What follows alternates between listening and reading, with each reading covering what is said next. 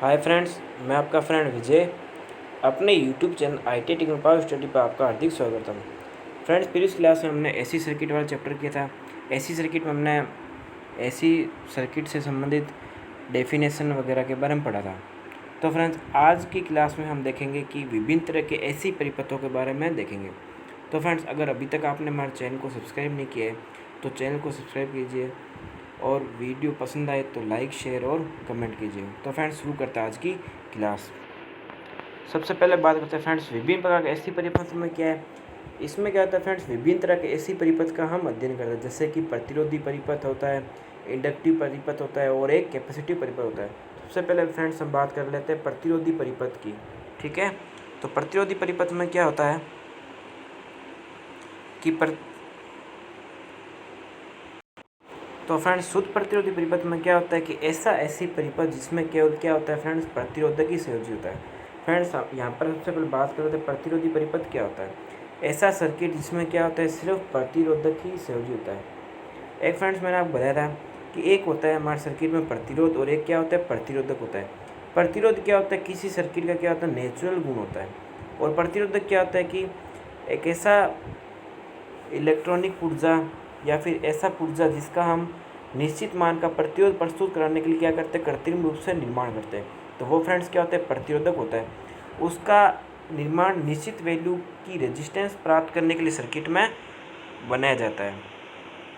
अब इस परिपथ का क्या होता है फ्रेंड्स, पावर फैक्टर जो होता है, जो प्रतिरोधी परिपथ होता है उसका पावर फैक्टर फ्रेंड्स कितना होता है, इकाई होता है। ठीक है, शुद्ध प्रतिरोधी परिपथ का जो पावर फैक्टर होता है वो कितना होता है फ्रेंड्स, इकाई होता है।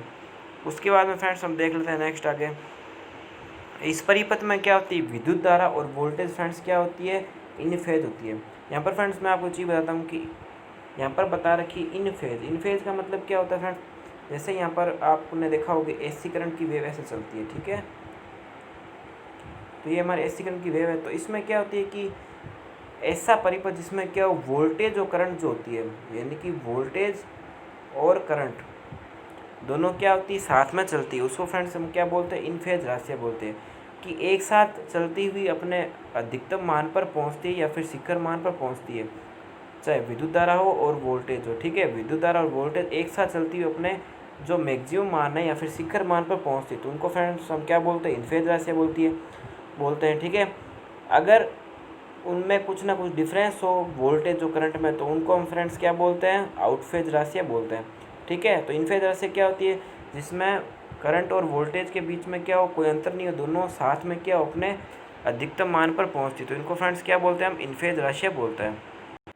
अब इसमें फ्रेंड्स हम नेक्स्ट देख लेते हैं आगे। जो शुद्ध प्रतिरोधी परिपथ होता है उसमें फ्रेंड्स धारा की गणना सूत्र पूछाता है कि शुद्ध जो प्रतिरोधी परिपथ होता है, कि शुद्ध प्रतिरोधी परिपथ में धारा की गणना यानी कि आई कैसे निकाल जाती है। ठीक है, तो आई कैसे निकालते हैं फ्रेंड्स, IRMS वैल्यू से निकाल जाती है। ठीक है, IRMS वैल्यू क्या होती है, मैंने बताया था कि इसको हम क्या बोलते हैं, प्रभावी मान भी बोलते हैं। ठीक है, जो हम वोल्ट मीटर से या फिर एमीटर से जो मान मापते हैं वो हमेशा फ्रेंड्स क्या मापता है, RMS वैल्यू ही मापता है। ठीक है, जो भी मेजरमेंट जो इंस्ट्रूमेंट होता है, जो कि मापक यंत्र जो होते हैं, वो सारे क्या दर्शाते हैं, RMS वैल्यू ही दर्शाते हैं। ठीक है, तो इसमें धारा की गणना कैसे की जाएगी, IRMS बराबर क्या होता है फ्रेंड्स, VRMS अपॉन में क्या होता है, R। ठीक है, ये इसमें जो धारा की गणना की जाती है वो कैसे की जाती है फ्रेंड्स, ओम के नियम से की जाती है। ठीक है, इस परिपथ में धारा की गणना कैसे की जाती है, ओम के नियम से की जाता है।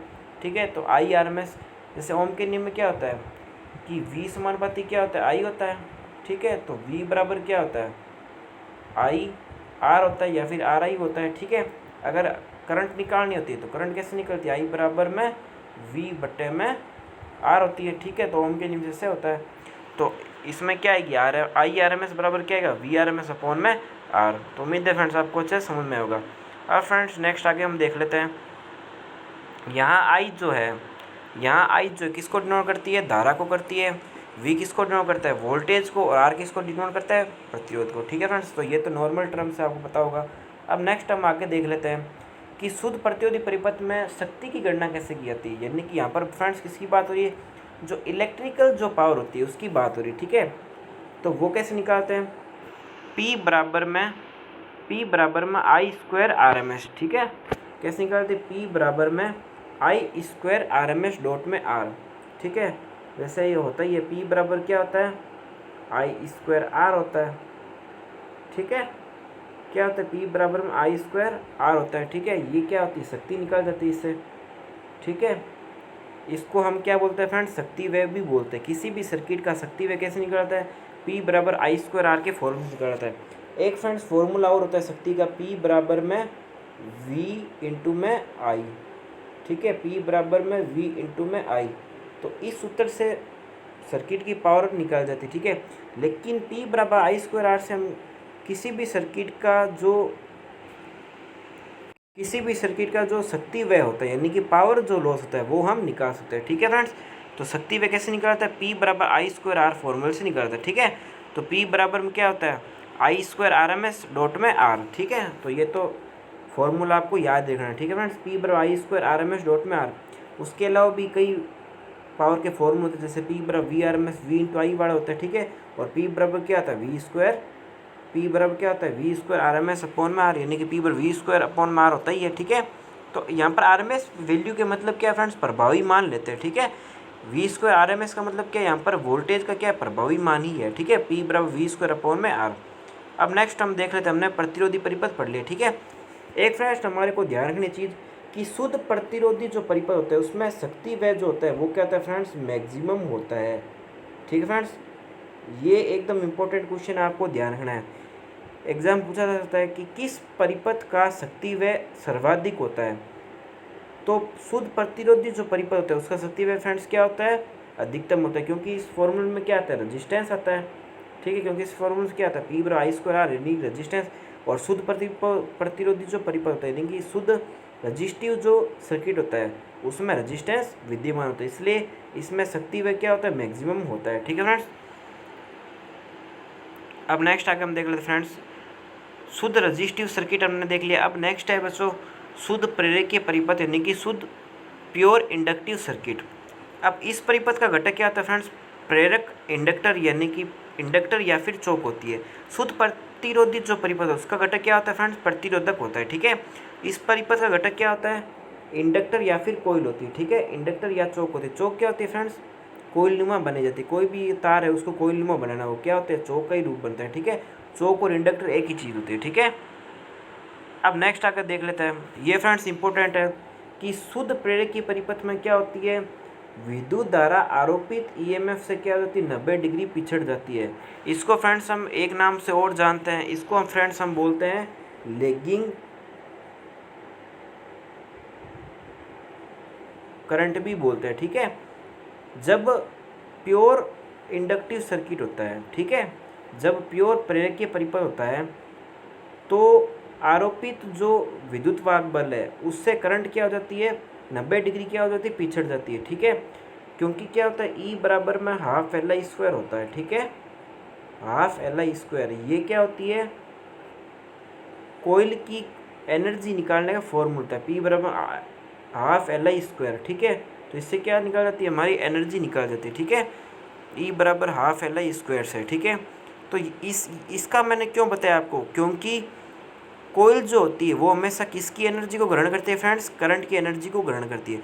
अगर एग्जाम में पूछ ले हमारे को कि कोई भी कोइल है तो वो किसकी एनर्जी को ग्रहण करती है, तो वो हमेशा 90, वो किसको एनर्जी ग्रहण करती है, करंट की एनर्जी को ग्रहण करती है, ठीक है। कोई भी सर्किट किसी की भी एनर्जी को ग्रहण कर रहा है तो वो उस चीज़ से पिछड़ जाएगी, ठीक है। तो इसी कारण क्या होती है कि जो विद्युत धारा जो होती है आरोपित ईएमएफ से क्या होती है, पिछड़ जाती है, क्योंकि कोइल जो होती है वो करंट को क्या करती है फ्रेंड्स, ग्रहण करती है, ठीक है। क्योंकि हम क्या लिखते हैं फॉर्मूला, ई बराबर में हाफ एल आई स्क्वायर, ठीक है। ये आपने फॉर्मूला देखा होगा, ई बराबर में 1/2 एल आई स्क्वायर, ठीक है। ये कोई भी कोइल की एनर्जी निकालने का फॉर्मूला था, ठीक है।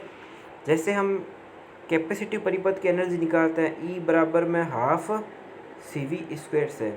इसके बारे में फ्रेंड्स मैं आपको कल बताऊंगा, शुद्ध कैपेसिटिव परिपथ वगैरह का। शुद्ध कैपेसिटिव परिपथ तो हम आज ही कर लेंगे, लेकिन कल हम इंडक्टिव रिएक्टेंस वगैरह के बारे में देखेंगे, ठीक है। तो ये फ्रेंड्स, ये मैंने क्या चीज़ बताई है, इसमें मैंने ये बताया कि आपको कि कोइल जो होती है, कोइल किसकी एनर्जी को ग्रहण करती है, ठीक है। कि किसी सर्किट में कोइल जो है वोल्टेज से 90 डिग्री क्यों पिछड़ रही है? क्यों पिछड़ रही है? क्योंकि कोइल जो होती है हमेशा करंट की एनर्जी को स्टोर करती है। ठीक है, कोइल जो होती है हमेशा क्या करती है? करंट की एनर्जी को स्टोर करती है। इसलिए क्या होती है कि विद्युत धारा जो होती है आरोपित ईएमएफ यानी कि वोल्टेज जो आरोपित कर रहे हैं हम, उससे 90 डिग्री पिछड़ जाती है, जिसको हम क्या बोलते हैं फ्रेंड्स? लैगिंग राशि बोलते हैं। ठीक है, लैगिंग राशि क्या होती है कि कोई भी राशि किसी दूसरी राशि से क्या हो रही है? पिछड़ जाती है, तो उसको हम क्या बोलते हैं फ्रेंड्स? लैगिंग बोलते हैं। यहाँ पर क्या हो रहा है कि वोल्टेज जो है करंट से पिछड़ जाती है। ठीक है, जैसे मैं बात करूँ यहाँ पर एक मैं डायग्राम बना, जैसे मैंने एक डायग्राम बनाया। ठीक है, ये हमारे ग्राफ है। ठीक है, ये हमने क्या बनाया? वोल्टेज और करंट के बीच में क्या बनाया? ग्राफ बनाया, और ये समय, वोल्टेज या करंट और ये समय। तो यहाँ पर मान लो ये हमारी क्या चल रही है? वोल्टेज चल रही है।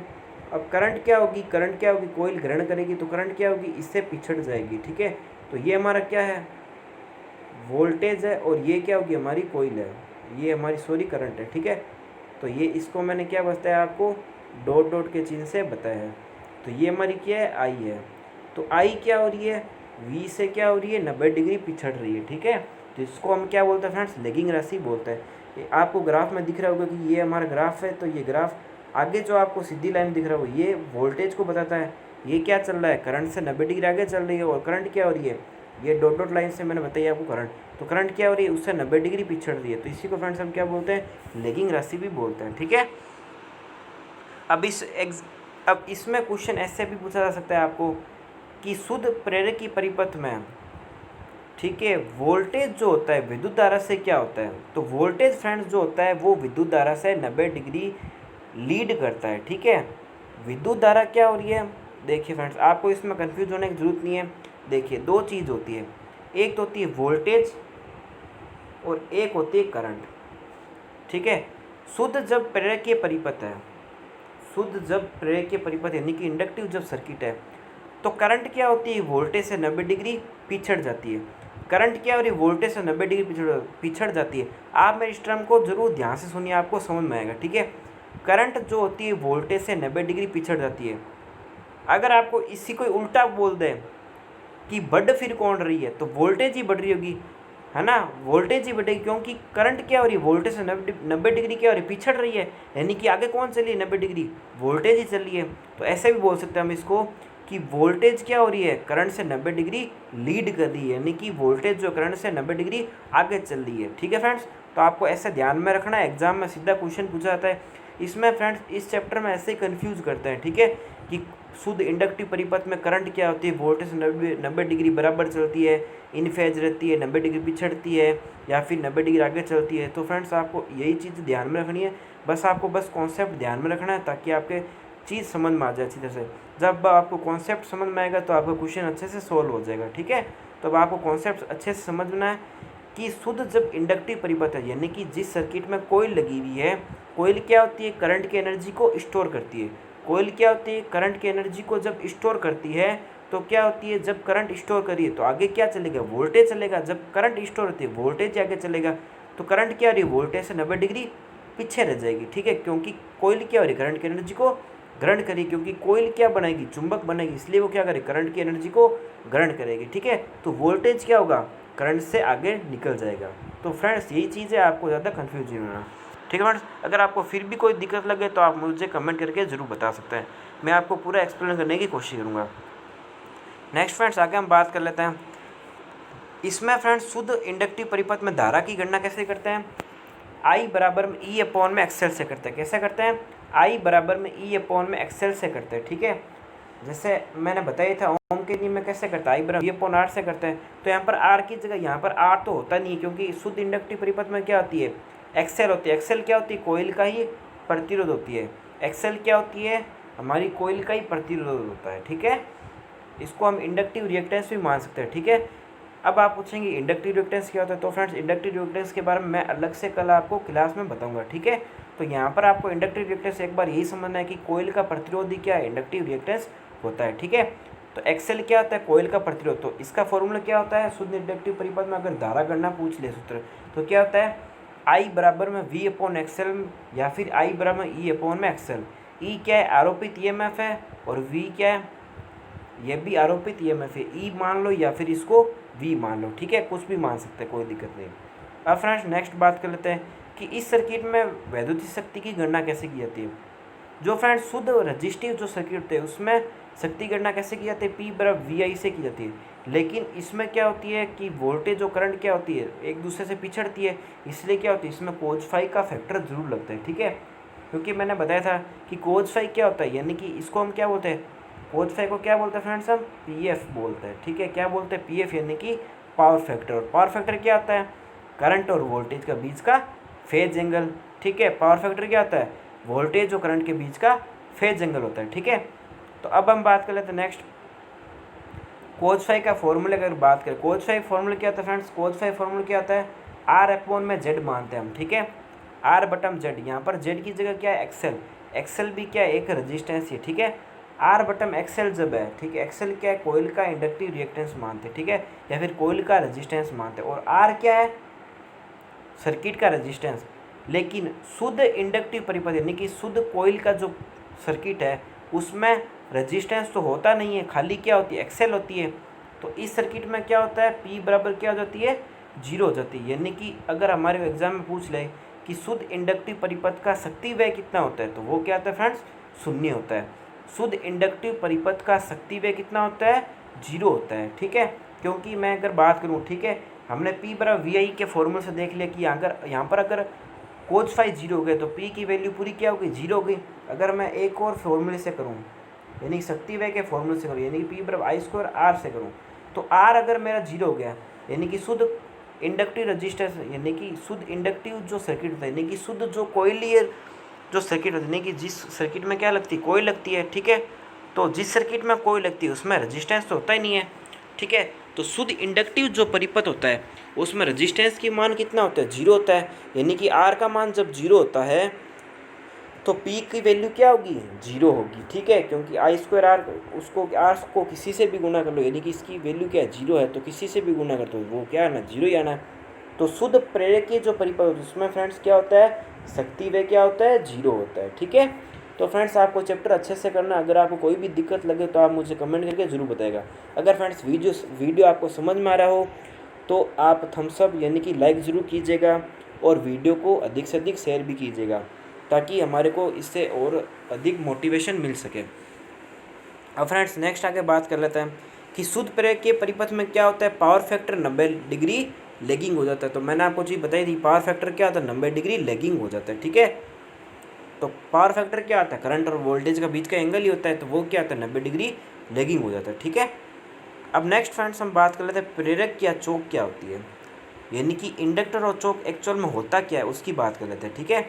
किसी चालक तार को क्या करना, कुंडली नुमा लपेट कर, किसी चालक तार को मैंने क्या कर दिया, कोई छड़ पर लपेट लिया, कोई नुमा बना ली, ठीक है। तो उसको हम क्या बोलते हैं, प्रेरक यानी कि कुंडली, ठीक है, या फिर चोक भी बोल सकते हैं, ठीक है। तो किसी चालक तार को कुंडली नुमा लपेट कर क्या करना, प्रेरक का निर्माण किया जाता है, ठीक है। अब चोक के अलग अलग प्रकार होते हैं, जैसे कि एयर कोर टाइप होता है, फेराइट टाइप होता है, तो उनके बारे में हम देख लेते हैं, ठीक है। तो टाइप ऑफ चोक्स में हम देख लेते हैं सबसे पहले air core type. Air core type में क्या होता है, इसमें कोई भी तरह की क्रोड का प्रयोग नहीं होता, क्योंकि नाम से पता चल रहा है कि इसमें वायु ही होगी, ठीक है, वायु क्रोड युक्त, ठीक है। यानी कि क्रोड का तो यूज नहीं होगा लेकिन वायु होगी, भाई क्रोड नहीं है तब कुछ ना कुछ तो होगा ही, वायु ही होगी, वायु ही होगी, ठीक है। तो इस प्रकार की चौक में कोई तरह की क्रोड का यूज नहीं होता है, ठीक है, केवल कोयल या कुंडली ही बनाते हैं। इसका यूज अगर पूछ ले हमारे को कि एयर कोर टाइप का यूज कहाँ पर करता है, तो इसका यूज फ्रेंड्स हम करते हैं इलेक्ट्रॉनिक जो सर्किट होते हैं उसमें करते हैं, ठीक है। अब नेक्स्ट बात कर लेते हैं फेराइट टाइप की।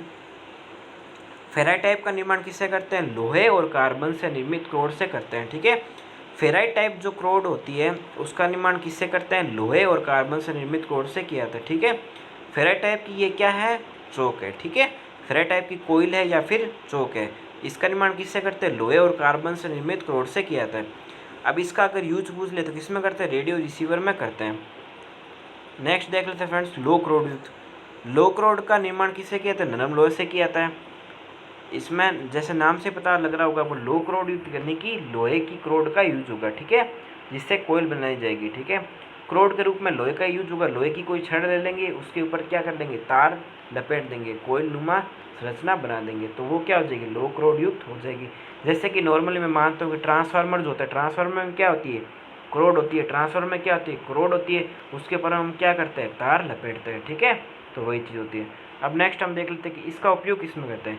इसका उपयोग किस में करते हैं, ट्यूबलाइट सर्किट में करते हैं, ठीक है फ्रेंड्स।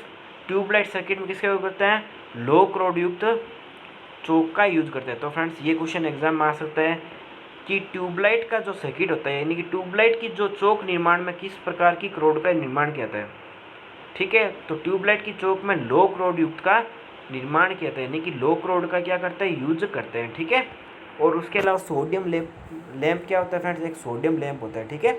सोडियम लैंप के बारे में हम डिस्कस करेंगे आगे नेक्स्ट प्रदीप्ति वाले चैप्टर में, ठीक है। तो इसके बारे में हम डिटेल से पढ़ेंगे प्रदीप्ति वाले चैप्टर में। सोडियम लैंप क्या होता है, ये क्या करता है, लाल पीले रंग का प्रकाश उत्पन्न करता है, ठीक है। और ट्रांसफार्मर की कोर में भी करते हैं इसका यूज। अब फ्रेंड्स नेक्स्ट हम बात कर लेते हैं शुद्ध धारितीय परिपथ के बारे में। हमने फ्रेंड्स अभी तक इसके बारे में पढ़ लिया। हमने अभी तक पढ़ लिया शुद्ध प्योर रजिस्टिव सर्किट के बारे में, यानी कि शुद्ध रजिस्टिव सर्किट यानी कि आर के बारे में पढ़ लिया। उसके बाद में एक्सेल के बारे में पढ़ लिया, यानी कि शुद्ध इंडक्टिव सर्किट में, यानी कि आर के बारे में पढ़ लिया हमने। एल के बारे में पढ़ लिया, यानी कि इंडक्टर सर्किट के बारे में। अब बात करते हैं फ्रेंड्स सी, यानी कि शुद्ध धारितीय परिपथ यानी कि शुद्ध कैपेसिटिव परिपथ के बारे में बात कर लेते हैं, ठीक है। इस परिपथ का घटक क्या होता है फ्रेंड्स, इस परिपथ का घटक क्या होता है, एक कैपेसिटर होता है, यानी कि शुद्ध धारितीय परिपथ यानी कि कैपेसिटिव, जैसे कि नाम से पता लग रहा है आपको कैपेसिटर। यानी कि इस परिपथ का जो घटक होगा क्या होगा, संधारित्र का को क्या बोलते हैं हम, कैपेसिटर या फिर कंडेंसर भी बोलते हैं, ठीक है। संधारित्र या फिर कैपेसिटर होता है। अब जब सर्किट में कैपेसिटर जब लगता है, किसी सर्किट में जब हम क्या करते हैं, कैपेसिटर का जब यूज करते हैं, तो धारा क्या होती है, वोल्टेज से 90 डिग्री क्या हो जाती है, लीडिंग हो जाती है, ठीक है फ्रेंड्स। तो धारा क्या होती है, वोल्टेज से 90 डिग्री लीड कर जाती है, यानी कि अगर हम लीडिंग का मतलब क्या होती है कि करंट क्या होती है, वोल्टेज से आगे निकल जाती है, जिसको हम क्या बोलते हैं, लीडिंग बोलते हैं। शुद्ध जो प्रेरकीय परिपथ होता है उसमें क्या होती है, धारा वोल्टेज से 90 डिग्री पिछड़ जाती है। लेकिन शुद्ध धारितीय परिपथ में क्या होता है, धारा जो होती है वोल्टेज से 90 डिग्री आगे निकल जाती है, ठीक है फ्रेंड्स। धारा जो होती है वोल्टेज से 90 डिग्री आगे निकल जाती है। अब फ्रेंड्स इसमें ऐसा क्यों होता है, तो ये इसका हम रीज़न देख लेते हैं। अब फ्रेंड्स मैंने आपको इंडक्टर के बारे में बताया था कि इंडक्टर में क्या होती है, कोयल क्या होती है, करंट की एनर्जी को स्टोर करती है, ठीक है। इंडक्टर में क्या होता है कि कोयल क्या करती है, करंट की एनर्जी को क्या करती है, स्टोर ग्रहण करती है। कैपेसिटर में क्या होता है, कैपेसिटर किसकी एनर्जी को स्टोर करता है, वोल्टेज की एनर्जी को स्टोर करता है, ठीक है। कैपेसिटर किसकी एनर्जी को स्टोर करता है, तो वो करता है वोल्टेज की एनर्जी को स्टोर करता है। तो इसका फॉर्मूला हम क्या लिखते हैं, ई बराबर में ½ CV²। ये फॉर्मूला फ्रेंड्स क्या होता है, कैपेसिटर द्वारा ग्रहण की गई ऊर्जा की मात्रा को ज्ञात करने के लिए इस सूत्र का यूज किया जाता है, ठीक है। तो ये मैंने इसलिए बताया क्योंकि आपको ताकि समझ में आए कि धारा वोल्टेज से 90 डिग्री आगे क्यों रह रही है और पीछे क्यों रह रही है, ठीक है। तो शुद्ध जो कैपेसिटिव जो परिपथ होते हैं, यानी कि जिस सर्किट में कैपेसिटर जो लगता है उसमें क्या होता है कि वोल्टेज क्या होता है, कैपेसिटर ग्रहण करता है। कैपेसिटर क्या करता है, वोल्टेज को जब ग्रहण करता है तो धारा क्या हो जाएगी, वोल्टेज से आगे निकल जाएगी, ठीक है फ्रेंड्स। तो आपको ये चीज़ समझ में आ गई होगी कि कोई भी चीज़ अगर कोई किसी चीज़ को ग्रहण करी तो वो क्या रह जाएगी, पीछे रह जाएगी। जैसे कि मैंने आपको बताया था कि प्रेरकीय परिपथ में क्या होता है, कि प्रेरकीय परिपथ में क्या होता है कि करंट की एनर्जी को क्या करती है, कोयल स्टोर करती है। तो करंट क्या होती है, वोल्टेज से पीछे रह जाती है 90 डिग्री। इस सर्किट में क्या हो रहा है, इस सर्किट में क्या हो रही है, कैपेसिटर क्या करता है, वोल्टेज की एनर्जी को ग्रहण करता है। कैपेसिटर क्या करता है, वोल्टेज की एनर्जी को ग्रहण करता है। जब वोल्टेज की एनर्जी को जब ग्रहण कर रहा है तो करंट क्या हो जाएगी, 90 डिग्री आगे चली जाएगी, यानी करंट क्या होगी, वोल्टेज से 90 डिग्री लीड कर जाएगी, ठीक है, 90 डिग्री आगे निकल जाएगी, ठीक है। अब इस सर्किट में अगर पूछ ले कि वोल्टेज धारा से क्या होती है, तो वोल्टेज इस सर्किट में क्या होती है, धारा से 90 डिग्री लेगिंग करती है। फ्रेंड्स आपको ये टॉपिक अच्छे से करना है। इस चैप्टर में ऐसे ही क्वेश्चन पूछ जाता है। इस चैप्टर को पूछने का और कोई तरीका नहीं, इस चैप्टर में इसी टाइप के उंधे सुंदे क्वेश्चन पूछे जाते हैं। तो आपको इस टाइप से क्वेश्चन की तैयारी करनी। आप जब थ्योरी पढ़ेंगे तो आराम से आपसे क्वेश्चन सोल्व हो जाएंगे। अगर आप सीधा क्वेश्चन सोल्व करोगे आपसे नहीं हो पाएगा, ठीक है। आप इसलिए मैं आपको सलाह दूंगा कि आप अच्छे से थ्योरी को कीजिए ताकि आपके क्वेश्चन अच्छे से सोल्व आउट हो, ठीक है। फिर आप क्वेश्चन में गलती नहीं करो। अगर आपने थ्योरी ढंग से नहीं की तो आपको क्वेश्चन 100% गलत होने का चांस रहेगा। गलत फ्रेंड्स कभी भी नहीं करना, क्योंकि गलती हमारे को पता है कि एग्ज़ाम में कितनी भारी पड़ती है। ठीक है, जब एक एक नंबर की जब पाई पाई का हिसाब होता है एग्ज़ाम में, जब नेगेटिव मार्किंग जब होती है, तो वहाँ पर एक एक चीज़ों का बारे में सोचना पड़ता है। तो आप इस तरह की गलती मत कीजिए, आप अच्छे से थ्योरी को कीजिए ताकि आप इस तरह की गलती को नहीं कर पाए। ठीक है, तो इस सर्किट में क्या होता है, वोल्टेज जो होती है, इस सर्किट में जो वोल्टेज होती है वो धारा से क्या होती है, 90 डिग्री लेगिंग हो जाती है। यानी कि लेगिंग कैसे होती है, यानी कि कैपेसिटर क्या होता है, वोल्टेज को, एनर्जी को ग्रहण करता है। जो चीज़ ग्रहण होती है वो क्या रह जाएगी, पीछे रह जाएगी। ठीक है, तो वोल्टेज क्या होता है, धारा से 90 डिग्री लेगिंग हो जाता है, यानी कि पश्चगामी हो जाता है। उम्मीद है फ्रेंड्स आपको समझ में आ रहा होगा। अब नेक्स्ट आगे बात कर लेते हैं हम। इसमें मैंने फ्रेंड्स आपको एक ग्राफ बना के भी बताया। ठीक है, जैसे यहाँ पर ये मैंने आपको ग्राफ बताया। ठीक है, अब फ्रेंड्स ये मैंने आपको डॉट डॉट करके बताया। ठीक है, ये मैंने एक डायग्राम बनाया आपको। ठीक है, ये डॉट डॉट जो है, डॉट डॉट किसके लिए, ये है धारा के लिए। ठीक है, और ये आपको बड़ी गहरी रेखा दिख रही होगी जो ग्राफ बन रहा है। ठीक है, ये किसके लिए है, वोल्टेज के लिए। अब फ्रेंड्स हमारे को आराम से ग्राफ में दिख रहा है, जैसे मैं आपको दोबारा बना के बताता हूँ। जैसे ये डॉट डॉट है, ठीक है, और ये हमारे पास ऐसे बन गया। तो फ्रेंड्स ग्राफ में आपको आसानी से दिख रहा होगा, ग्राफ में क्या है कि इसमें क्या हो रहा है। तो फ्रेंड्स जो डॉट डॉट लाइन है वो क्या, आई है करंट, और ये क्या है, वी। तो करंट क्या हो रही है इसमें, वोल्टेज से 90 डिग्री आगे चल रही है। ये क्या है हमारे पास में, ये वोल्टेज है। ठीक है, ये लाइन क्या है, ये किसके लिए, ये है वोल्टेज है, और ये क्या है, करंट है। तो करंट क्या हो रही है, करंट आगे निकल रही है। ठीक है, करंट जो हो रही है ये क्या हो रही है, ये आगे निकल रही है। ठीक है, किससे निकल रही है आगे, ये निकल रही है वोल्टेज से आगे। ठीक है, ये हमारे करंट है, और ये क्या हो रहा है, ये वोल्टेज है। वोल्टेज क्या हो रहा है, इससे 90 डिग्री पिछड़ रहा है। ठीक है, तो ये इसके बीच में ये क्या है, 90 डिग्री का क्या है, फेज एंगल आ गया। ठीक है फ्रेंड्स, तो उम्मीद है आपको अच्छे से समझ में आया होगा। अब नेक्स्ट फ्रेंड्स हम बात करते हैं एसी परिपथ का वह गुण जो क्या करता है, वोल्टेज मान परिवर्तन का विरोध करता है। क्या कहलाता है, धारिता कहलाता है। ठीक है, तो यहाँ पर बात आएगी एक्चुअल में। तो क्या होता है, एसी परिपथ में क्या होता है, धारिता क्या होती है, वोल्टेज मान परिवर्तन का विरोध करता है। यानी कि वोल्टेज की एनर्जी क्या करता है, स्टोर करता है। वोल्टेज मान परिवर्तन क्या करता है, विरोध करता है। तो वो क्या कहलाती है, धारिता कहलाती है। एसी परिपथ वह गुण जो वोल्टेज मान का परिवर्तन क्या करता है, विरोध करता है, धारिता कहलाती है। तो कैपेसिटर क्या करता है, वोल्टेज एनर्जी को स्टोर करता है। ठीक है, या फिर उसका विरोध करता है, तभी तो वो क्या हो रही, पिछड़ रहा है। कोई चीज़ विरोध करी तभी तो पिछड़ेगी। ठीक है फ्रेंड्स, अगर हमारे कोई धक्का दे रहे तो भी तो हम क्या करेंगे, कोई हमारा विरोध करे तभी तो हम क्या रहेंगे, पिछड़ेंगे। हम जैसे मान लो हमारे दोस्त अगर मैं इससे उदाहरण देके समझाऊंगा आपको। जैसे मैं बात करूँ, जैसे हम दो दोस्त चल रहे साथ में। ठीक है, कोई भी दो दोस्त चल रहे हैं। अब सामने से एक तीसरा बंदा आ गया। ठीक है, उसने एक बंदे को रोक लिया। ठीक है, उसने दूसरे आदमी को नहीं रुका। ठीक है, जो तीसरा आदमी आ रहा था उसने सामने से क्या कर लिया, सिर्फ एक बंदे को रोका। दूसरा बंदा क्या हो रहा है, आराम से निकल रहा है। वो आप एक बंदा उसको क्या समझ सकते हो, वोल्टेज समझ सकते हो। ठीक है, तो वो सामने वाला बंदा वो सिर्फ किसको रोक रहा है, वोल्टेज को ही रोक रहा है, वो करंट को जाने दे रहा है। तो वो वही चीज़ क्या है, धारिता है, और वही चीज़ आप क्या कर सकते हो, वही चीज़ आप समझ सकते हो।